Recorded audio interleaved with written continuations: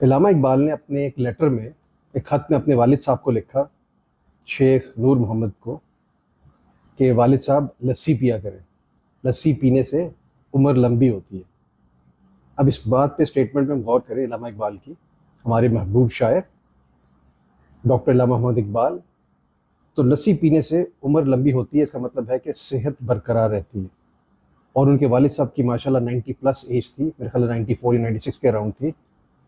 तो जब उनकी वफ़ात हुई तो हमें सबको जो है वो लस्सी पीनी चाहिए, क्योंकि लस्सी जो है वो वर्ल्ड की, दुनिया की स्ट्रॉन्गेस्ट ड्रिंक, जिसमें दूध भी है और जिसमें लस्सी भी है, दोनों चीज़ें हैं।